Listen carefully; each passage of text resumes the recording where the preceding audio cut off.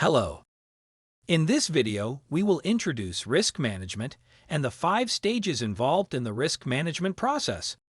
Risk management is the process of identifying, assessing, and prioritizing potential risks to an organization or individual, and then implementing strategies to mitigate or minimize those risks.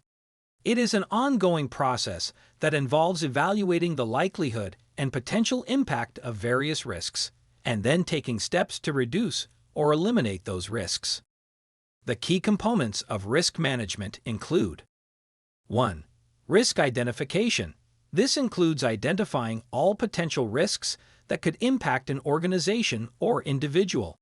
This can include everything from financial risks, such as market fluctuations or credit default, to operational risks, such as equipment failure or data breaches, to reputational risks, such as negative publicity or loss of customers. 2. Risk assessment. This involves evaluating the likelihood and potential impact of each identified risk. This can be done through a variety of methods, including quantitative analysis, such as probability and impact matrices, or qualitative analysis, such as interviews or focus groups. 3. Risk prioritization.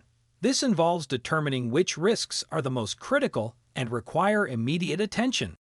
This can be done through a variety of methods, including risk scoring, decision trees, or other risk management frameworks. 4. Risk mitigation.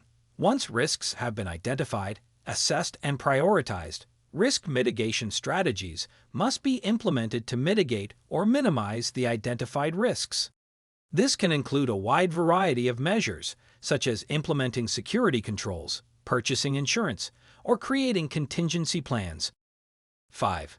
Monitoring and review. Risk management frameworks should also include a process for monitoring and reviewing the effectiveness of the risk management program. This includes regular risk assessments, self-assessments, or internal audits. Risk identification. The first is risk identification, which involves identifying all potential risks that could impact an organization or individual. This can include everything from financial risks, such as market fluctuations or credit default, to operational risks, such as equipment failure or data breaches, to reputational risks, such as negative publicity or loss of customers. Risk assessment. The next step is risk assessment, which involves evaluating the likelihood and potential impact of each identified risk. This can be done through a variety of methods, including quantitative analysis, such as probability and impact matrices, or qualitative analysis, such as interviews or focus groups. Risk assessment is a critical component of risk management that involves evaluating the likelihood and potential impact of identified risks. It is the process of analyzing the potential hazards and determining the level of risk associated with each one. The goal of risk assessment is to identify potential risks and to understand the nature of those risks, so that appropriate risk management strategies can be developed to mitigate or minimize them. There are several key steps involved in risk assessment, including: identify the hazards. The first step in risk assessment is to identify all potential hazards that could impact an organization or individual. This includes physical hazards, such as fire or equipment failure, as well as non-physical hazards, such as cyber threats or reputational risks. Analyze the risks. Once the hazards have been identified, the next step is to analyze the risks associated with each one. This involves evaluating the likelihood of the hazard occurring and the potential impact it could have on the organization or individual. Evaluate the risks. After the risks have been analyzed, they must be evaluated in order to determine their overall level of risk. This can be done through a variety of methods, including probability and impact matrices, decision trees, or other risk management frameworks. Assign prioritization. After evaluating the risks, it is important to assign a priority to each risk. This allows the organization to focus on the most critical risks and to develop appropriate risk management strategies to mitigate or minimize them. There are various methods and approaches that can be used for risk assessment, such as qualitative methods. These methods rely on subjective judgment and expert opinions to determine the level of risk. They are typically used when there is limited data or information available about the risk. Quantitative methods. These methods rely on numerical data and statistical analysis to determine the level of risk.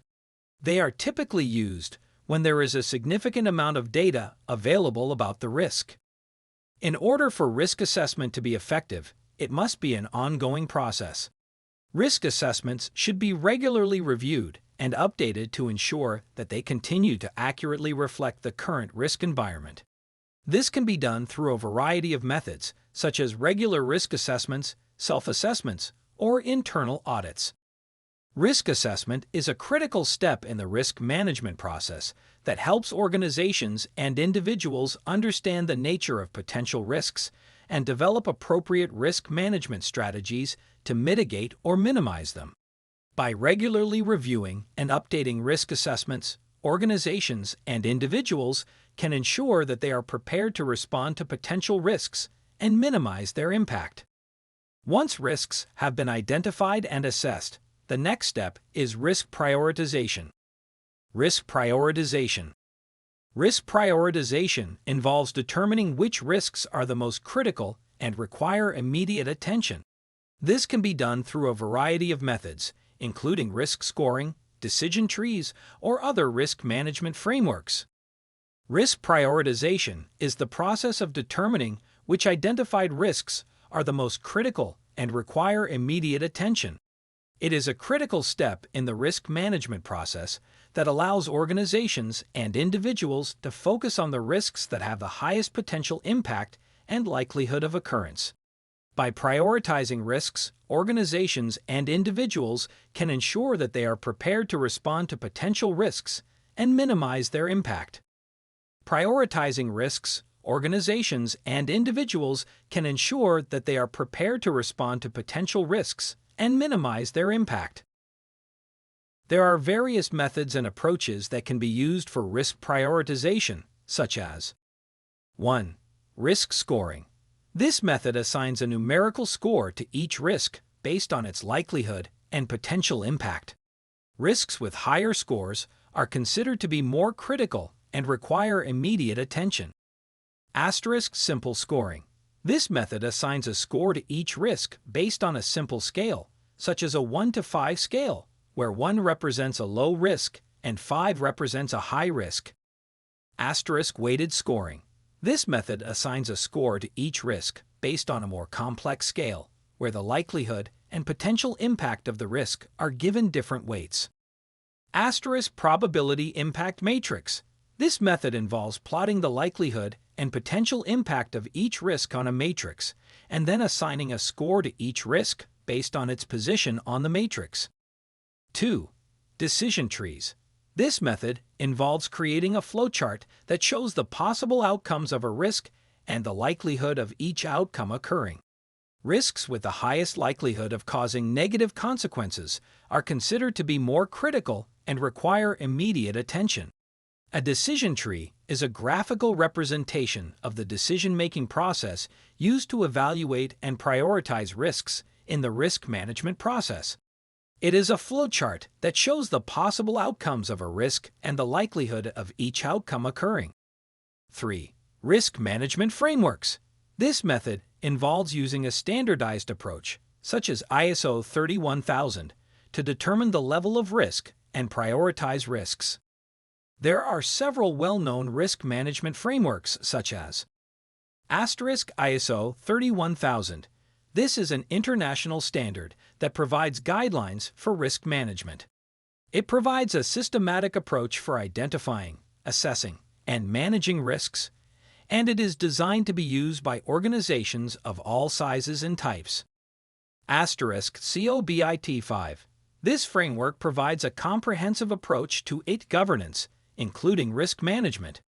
It covers the entire IT process and provides a structure for identifying, assessing, and managing IT risks. NIST ASP 800-53.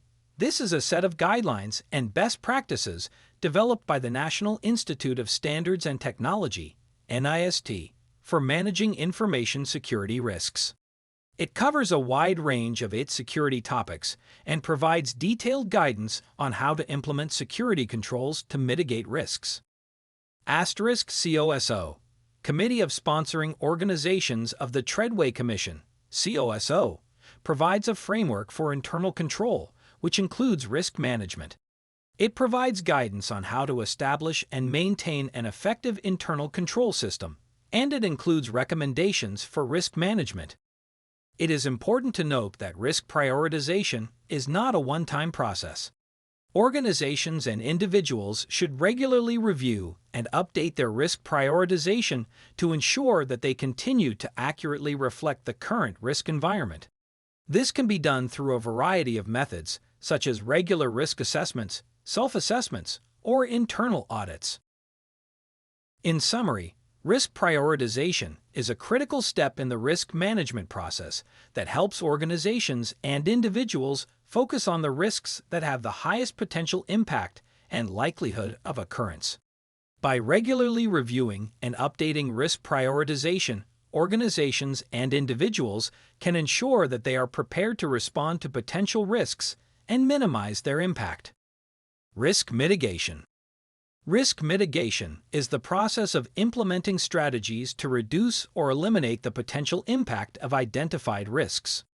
It is a critical step in the risk management process that helps organizations and individuals anticipate and prepare for potential risks and minimize the impact of those risks when they do occur.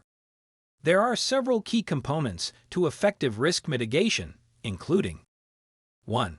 Identifying mitigation options. The first step in risk mitigation is to identify all potential options for reducing or eliminating the identified risks. This can include a wide variety of measures, such as implementing security controls, purchasing insurance, or creating contingency plans. 2. Selecting the appropriate mitigation option. Once the mitigation options have been identified, the next step is to select the most appropriate option for reducing or eliminating the risk. This should be based on a cost-benefit analysis, where the potential benefits of the mitigation option are weighed against the potential costs. 3. Implementing the mitigation option. After selecting the appropriate mitigation option, it must be implemented in order to reduce or eliminate the risk. This can include activities such as purchasing insurance, implementing security controls, or creating contingency plans. 4. Monitoring and review. Risk mitigation strategies should be regularly monitored and reviewed to ensure that they are effective in reducing or eliminating the identified risks. This can be done through regular risk assessments, self-assessments, or internal audits.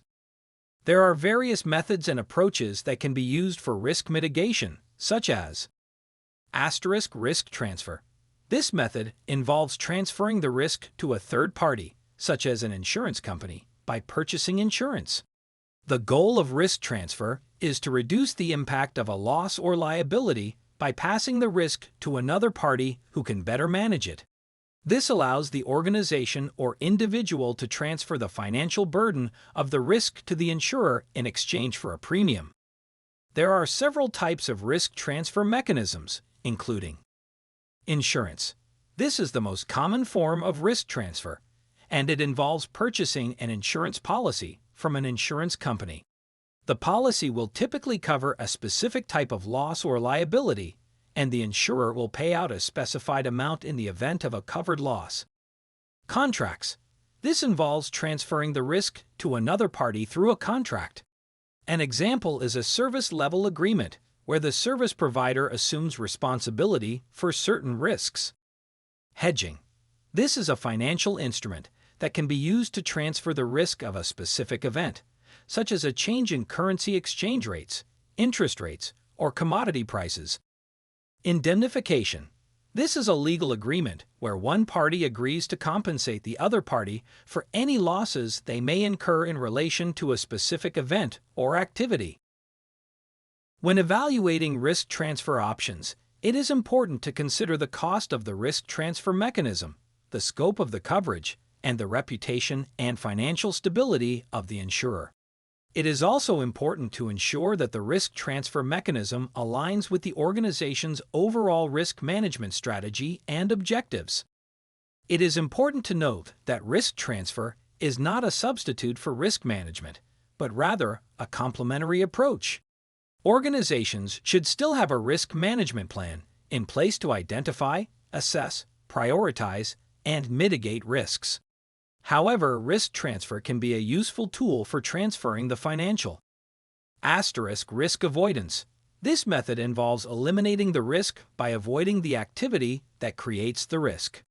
Risk avoidance is a risk management strategy that involves eliminating the risk by avoiding the activity that creates the risk. The goal of risk avoidance is to prevent the potential negative consequences of a risk by avoiding the situation or activity that creates the risk in the first place. Risk avoidance can be an effective strategy when the potential negative consequences of a risk outweigh the potential benefits of the activity or situation that creates the risk. For example, if the risk of a data breach is high and the potential negative consequences are severe, an organization may decide to avoid storing sensitive data electronically, instead choosing to keep the data on paper records.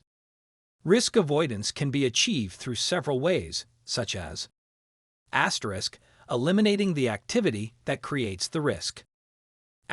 Refusing to take on new risks. Modifying or discontinuing existing activities. Outsourcing the activity or service that creates the risk to a third party. Adopting a wait-and-see approach where the organization will only proceed with the activity if the risk can be reduced or eliminated. Risk reduction.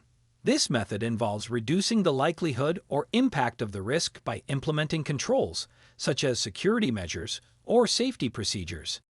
The goal of risk reduction is to minimize the potential harm or damage that could result from an accident, incident, or natural disaster. This can be achieved through a variety of methods, such as implementing safety procedures, conducting regular safety inspections, and providing training and education to employees and others who may be affected by potential hazards. One of the key components of risk reduction is the identification of potential hazards. This involves conducting a thorough assessment of the environment or situation in order to identify any potential risks or hazards that may exist. This can include things like identifying potential physical hazards, such as equipment or machinery that could cause injury, as well as identifying potential chemical hazards, such as exposure to toxic substances. Once potential hazards have been identified, the next step is to assess the likelihood and potential impact of each hazard. This can include determining the probability of a particular hazard occurring, as well as the potential consequences of that hazard if it were to occur. For example, a hazard that has a low likelihood of occurring but could result in severe injury or death would be considered a high-risk hazard, while a hazard that has a high likelihood of occurring but would only result in minor injuries would be considered a low-risk hazard. Once hazards have been identified and assessed, steps can be taken to mitigate or eliminate them. This can include implementing safety procedures, such as using personal protective equipment, providing training and education to employees, and conducting regular safety inspections. Additionally, emergency plans can be developed in order to respond quickly and effectively in the event of an accident, incident, or natural disaster. Risk acceptance. The decision to accept a certain level of risk as part of an activity, operation, or decision-making process.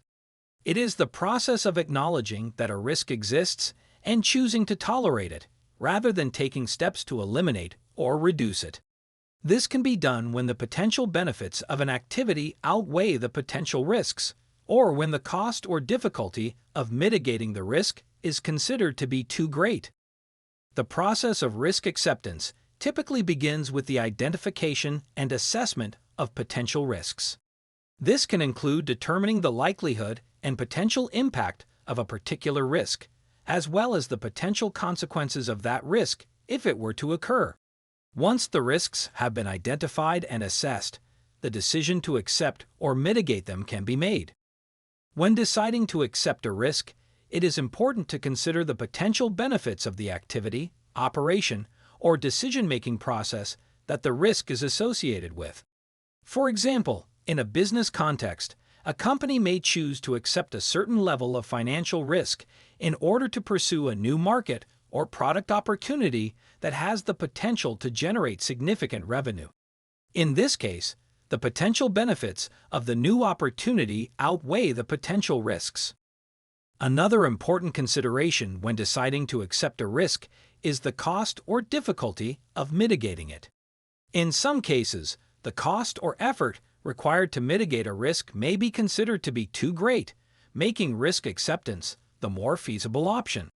For example, a company may choose to accept a certain level of environmental risk associated with a manufacturing process because the cost of implementing new technology to reduce that risk is considered to be too high. It is important to note that risk acceptance does not necessarily mean that no action will be taken to address the risk. Even when a risk is accepted, steps may still be taken to minimize its impact or to prepare for potential negative consequences. For example, a company may choose to accept a certain level of financial risk associated with a new product launch, but also put in place a contingency plan in case the product does not perform as well as expected. Monitoring and review. The final stage, the monitoring and review stage, of risk management is the process of continuously monitoring the identified risks and assessing their potential impact on the project or organization. This stage involves implementing controls to mitigate identified risks and monitoring their effectiveness. The goal of this stage is to ensure that risks are being effectively managed and that the project or organization remains on track to achieving its objectives. Risk management is a critical function that helps organizations and individuals anticipate and prepare for potential risks and minimize the impact of those risks when they do occur. Effective risk management can help organizations and individuals achieve their objectives, protect their assets, and minimize potential losses.